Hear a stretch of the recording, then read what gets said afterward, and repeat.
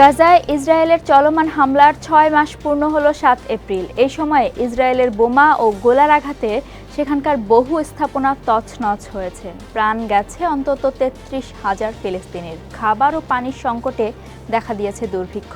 এমন পরিস্থিতিতে প্রশ্ন উঠেছে, হামাস নির্মূলের যে লক্ষ্য নিয়ে ইসরায়েল এ হামলা শুরু করেছিল তা কতটা পূরণ হয়েছে। চলুন জেনে নেই হামাসের কত নেতাকে হত্যা করেছে ইসরায়েল, ধ্বংস করেছে কি পরিমাণ সুড়ঙ্গ। সঙ্গে আছি আমি রুকাইয়া জহির। ইসরায়েলের সামরিক বাহিনী এক বিবৃতিতে জানিয়েছে ৭ অক্টোবর থেকে হামাসের প্রায় ১৩,০০০ সদস্যকে হত্যা করেছে তারা। তবে কিভাবে এই সংখ্যা নির্ধারণ করা হয়েছে তা জানায়নি। নিহত হামাস নেতাদের বেশ কিছু নামের তালিকাও প্রকাশ করা হয়েছে, যেখানে এখন পর্যন্ত ঠাঁই হয়েছে হামাসের ১১৩ নেতার নাম, যাদের বেশিরভাগই নিহত হয়েছেন সংঘাত শুরুর প্রথম ৩ মাসের মধ্যে। তবে চলতি বছরের প্রথম ৩ মাসে কোনো হামাস নেতা নিহত হওয়ার খবর প্রকাশ করেনি দেশটি। সবশেষ গত ২৬ মার্চ ইসরায়েলের মোস্ট ওয়ান্টেড তালিকার হামাসের সামরিক শাখার উপপ্রধান মারওয়ান ইসাকে হত্যার দাবি করে দেশটি। তবে হামাসের পক্ষ থেকে তা এখনও নিশ্চিত করা হয়নি। ইসরায়েলি বাহিনীর দাবি, ৭ অক্টোবরের আগে গাজায় ৩০,০০০-এর মতো হামাস সদস্য ছিলেন। নিহত হামাস নেতাদের যে তালিকা ইসরায়েল প্রকাশ করে আসছে তার সত্যতা পুরোপুরি যাচাই করাও সম্ভব হয়নি। ইসরায়েলের তালিকায় মুস্তফা থুরাইয়া নামের একজন সাংবাদিকের নামও ছিল। এছাড়া অনেকের নামই একাধিকবার তালিকায় এসেছে। বিশেষজ্ঞরা মনে করেন, গাজায় ইয়াহিয়া সিনওয়ার সহ হামাসের বেশ কয়েকজন শীর্ষ নেতা এখনও জীবিত আছেন।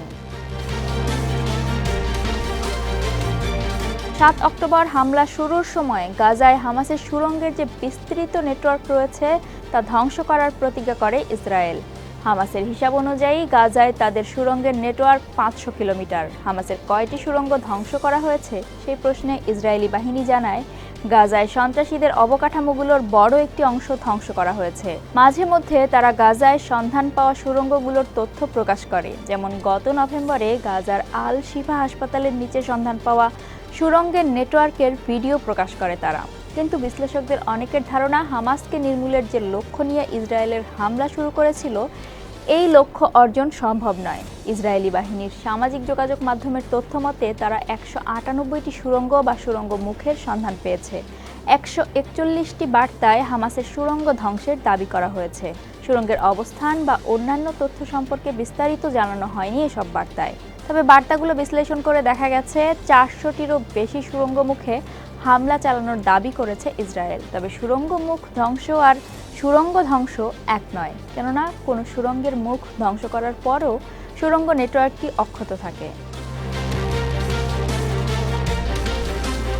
বিশ্লেষকদের অনেকের ধারণা, হামাসকে নির্মূলের যে লক্ষ্য নিয়ে ইসরায়েল হামলা শুরু করেছিল সে লক্ষ্য অর্জন সম্ভব নয়।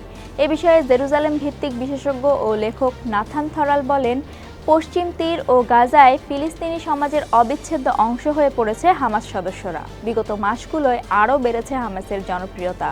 ৭ অক্টোবর গাজা জুড়ে বোমাবর্ষণ শুরুর পর ওই মাসের শেষের দিকে উপত্যকার উত্তরাঞ্চলে প্রথম স্থল অভিযান শুরু করে ইসরায়েল। পরে স্থল অভিযান চালানো হয় দক্ষিণেও। এসব অঞ্চলে হামাসকে পরাজিত করার দাবি করেছে ইসরায়েল। এমন দাবির পরও প্রতি সপ্তাহেই হামাসের হামলায় সেখানে ইসরায়েলি সেনারা মারা যাচ্ছেন। এখন ইসরায়েলের লক্ষ্য সর্বদক্ষিণে মিশর সীমান্তের রাফা এলাকা। হামলার মুখে গাজার ২৪ লাখ বাসিন্দার বেশিরভাগই আশ্রয় নিয়েছেন যেখানে। নাথান থরাল বলেন, এর অর্থ ইসরায়েল রাফায় হামলা চালাক বা না চালাক, ইসরায়েলি নেতাদের সামনে সংঘাত থেকে বের হওয়ার কার্যকর কোনো পথ খোলা নেই। ফলে এটা পরিষ্কার যে যুদ্ধের পরও হামাস থেকেই যাবে।